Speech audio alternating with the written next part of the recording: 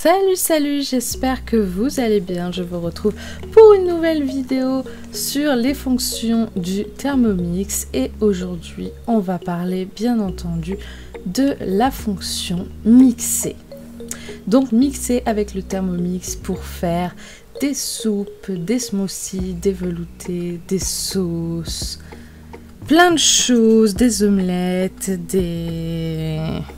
des sorbets, etc., etc. Plein de choses, des crèmes dessert, des yaourts, etc. Donc mixer, je vais vous parler de la fonction mixer, bien entendu, sans recette guidée pour vous montrer ce qu'il est possible de faire avec le Thermomix. C'est parti du coup pour la purée. J'ai choisi de faire une purée de patates douces, donc je me suis inspirée pour les quantités, etc. d'une recette existante, mais après vous pouvez très bien mettre les quantités bien sûr que vous souhaitez du moment que vous avez une comparaison basique. Donc vous pouvez mettre un mélange de pommes de terre, patates douces, vous pouvez mettre bien entendu dans votre avec vos patates douces ce que vous voulez, de la courge, de la carotte. Tout ce qu'il faut, c'est que les légumes soient bien cuits ou la patate douce soit bien cuite avant d'être mixée. Donc je sais qu'en général quand on fait de la purée, souvent avec la pomme de terre ils mettent le fouet. Moi je trouve ça pas pratique du tout, donc j'ai mixé simplement, voilà. Donc, on dirait que c'est pas beaucoup, mais il y a quand même la quantité pour 2 personnes et un super pain complet derrière que je viens de faire. Donc voilà, la purée, c'est très facile, pas besoin de recette. On cuit les légumes, on met une fois les légumes bien cuits, on les met dans le bol, un peu de sel, un tout petit peu de crème pour que ce soit onctueux et on mixe le tout.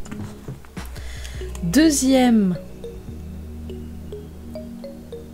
recette, le sorbet. Donc j'étais en train de réfléchir parce que je voyais pas du tout ce que c'était, mais oui, du coup c'est du sucre qui demande de mixer tout simplement parce que ça va pas être cuit. Donc si on met le sucre entier, il va y avoir des gros morceaux dedans et ça sera pas pratique. Donc si j'avais su, j'aurais mis directement du sucre glace dans le bol, hein. Il pourrait le demander, hein. J'en ai du sucre glace. Donc ensuite, le plus important pour le sorbet, c'est facile, c'est des fruits surgelés. Donc vous pouvez les congeler vous-même ou les acheter directement surgelés. De temps en temps, pour donner de l'onctuosité suivant les recettes, c'est bien d'ajouter quand même un blanc d'œuf. Donc par exemple, quand c'est juste de la fraise, j'en utilise pas, il n'y a pas besoin, mais quand c'est des fruits rouges, c'est toujours bien. Et on mixe bien, on mixe longtemps, on mixe une première fois, on racle les parois bien sûr, pour faire tout retomber au fond. Donc là, pour cette fois, j'ai utilisé une recette guidée. Tout simplement parce que j'ai fait très peu de recettes de sorbet. Donc je voulais encore avoir un peu les quantités en tête, les ingrédients. Mais plus tard, après, je n'aurai plus besoin de recettes pour faire des sorbets. Il suffit, voilà, pour les fruits rouges qui ont tendance à être acides, y remettre un petit peu de sucre. Mais si vous utilisez des fruits frais bien mûrs que vous avez congelés, il n'y a pas tellement besoin. Voilà, et le sorbet se fait bien sûr en plusieurs mixages parce que bien entendu c'est glacé, donc ça a tendance à faire un bloc au fond du Thermomix. Il faut bien sûr penser très souvent. Là ils disent, normalement j'aurais dû mixer que 2 fois, mais vous voyez que c'est dur au fond, donc je suis allée racler un petit peu avec la spatule, histoire de casser un petit peu ce bloc de glace. Heureusement que c'est un Thermomix, parce que vous faites ça avec un mixeur qui n'est pas très solide, vous risquez de le casser, bien entendu, de casser les lames, à essayer de mixer de la glace, de quelque chose de très... Voilà. Donc... Premier test de sorbet aux fruits rouges. D'habitude, c'est du sorbet à la fraise que je fais, donc fraise banane, ou j'avais testé l'année dernière abricot, que j'ai vraiment adoré, même si honnêtement, là, il aurait fallu un petit peu de sucre, parce qu'honnêtement, les abricots, ils étaient assez acides quand même. Mais honnêtement, cette glace, je me suis régalée, donc je garde bien sûr des bacs de glace vides. Et c'est rentré pile poil parfait. Et encore... Heureusement que j'en ai pris tout de suite pour goûter, parce que voilà.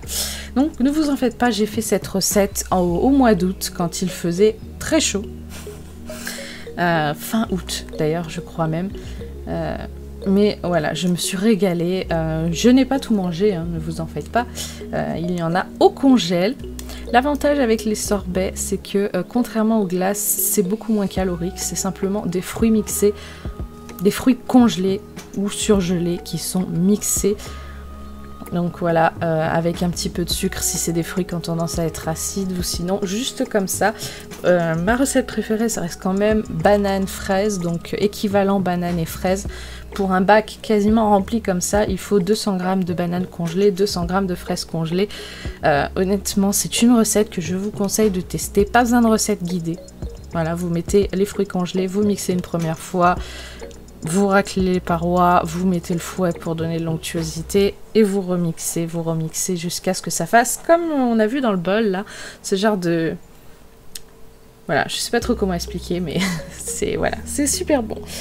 Donc on passe cette fois à l'omelette. Je sais que c'est pas vraiment quelque chose de très pratique de mélanger une omelette et des œufs au Thermomix, mais je me suis dit pourquoi pas tenter de mixer des œufs pour faire une omelette et ensuite d'aller rajouter ce qu'on veut. Donc j'ai mis des herbes, alors oui je sais, j'en ai mis beaucoup, vous allez voir, ça en fait quand même un peu beaucoup. Sur le moment je m'étais pas rendu compte que ça en faisait autant, j'aurais dû m'arrêter ici, mais au moins je le saurai pour la prochaine fois. Le persil et un petit peu d'ail semoule, bien sûr, parce que l'ail semoule c'est toujours bon. Enfin, l'ail surtout c'est bon pour la santé. Voilà, donc après, cette fois, j'ai mélangé doucement plutôt que de mixer pour éviter que les herbes se retrouvent partout sur les parois. Et quand on mixe des œufs au lieu de mélanger, ça donne quelque chose de très mousseux. Donc dans la poêle, l'omelette était vraiment énorme. Elle gonflait et dès que j'ai arrêté le gaz, voilà, j'ai coupé l'omelette en deux, pouf, elle s'est toute aplatie. Mais c'était quand même très bon, un petit peu trop chargé en herbes, surtout pour le chéri, mais c'était super bon.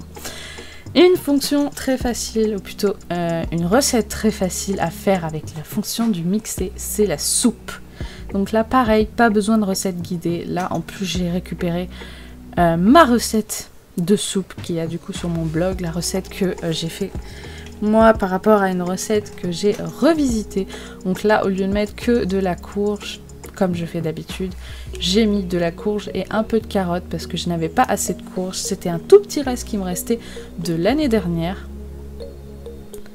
Et du coup, vu que j'en avais pas assez, je me suis dit, ben voilà, je vais rajouter des carottes. Donc, c'est exactement comme la purée. On cuit des légumes, il faut qu'ils soient très bien cuits, il faut qu'ils soient très mous, donc au moins une trentaine de minutes, surtout avec des carottes. Dans les recettes, ils mettent souvent les herbes aromatiques avant, mais c'est vrai que j'y pense jamais à les mettre après. Donc si vous voulez mettre des épices pour donner un peu de goût, il faut les mettre avant. Mais en général, les herbes aromatiques, il faut les mettre après parce que c'est souvent des herbes, sauf si c'est du thym et du romarin, vous pouvez les mettre avant parce que ça, il faut les cuire. Mais sinon, là, le persil, il aurait plutôt fallu les mettre avant de mixer parce que c'est des herbes qui sont plutôt sensibles. Mais c'est vrai que j'y pense jamais. J'ai les recettes en tête, c'est vrai que j'ai tendance à mettre les ingrédients sans réfléchir qu'il ne faut pas les mettre. Donc vous voyez là, les légumes sont bien cuits. Donc toujours un petit peu de matière grasse. Donc ils ont choisi beurre ou huile, hein, c'est comme vous voulez. Hein, ils voulaient choisir souvent les deux dans les recettes. Donc après vous pouvez faire aussi les recettes que vous avez l'habitude de faire chez vous. Avec le Thermomix, sans recette guidée, juste à l'instinct. Moi, c'est ce que j'ai fait avec la fonction mélanger et le gâteau au yaourt, du coup, qui est normalement une recette que je fais sans Thermomix. Et je me suis dit, bah, cette fois, au lieu de mélanger, eh ben, je vais le faire avec le Thermomix, et c'était vraiment super. Donc, une bonne soupe, bien sûr, qui fait toujours du bien quand il fait froid et humide par moments, même l'été. Que serait la fonction mixée sans les sauces maison? Bien entendu, les bonnes sauces maison, vous en avez plein de sortes sur Thermomix, donc sur Cookidoo, même avec les recettes guidées. Vous pouvez faire bien entendu ce que vous avez l'habitude chez vous de faire, vous n'êtes pas obligé du tout de prendre une recette guidée. Je sais pas si par exemple votre maman ou votre soeur a une super recette de sauce, vous pouvez très bien la refaire avec le Thermomix, simplement avec la fonction cuisson et mixer à la fin. Donc là j'ai choisi de faire une sauce au fromage, mais vous pouvez très bien faire n'importe quelle sauce, et notamment des sauces sucrées comme les crèmes pâtissières, etc. La crème anglaise qui demande notamment un peu de mixage à la fin pour lier correctement la sauce. En tout cas, quand je fais des flancs pâtissiers, il me demande toujours de mixer la crème pâtissière pour qu'elle soit fluide et qu'on puisse facilement la verser sur la pâte à tarte. Mais les sauces salées, ça marche aussi, hein, des sauces pour servir avec du poisson, avec de la viande, etc. Ou simplement avec des crudités en apéritif. C'est la fin de l'été, il faut en profiter pour faire les derniers dîners apéritifs avec des petites sauces dans lesquelles on se rampe des crudités, ça c'est toujours très très bon. Et la sauce au fromage est vraiment très très bonne. Donc j'ai choisi de ne mettre que du comté pour cette fois, mais la vraie recette de cette sauce c'est la sauce au roquefort, voilà. Mais ils disent dans la recette qu'on peut très bien utiliser n'importe quel fromage que l'on souhaite, ou même un mélange de fromage. La dernière fois que je l'avais fait Emmental comté. Là je m'étais dit ben, je ne vais faire que comté et on verra, et c'était vraiment très bon.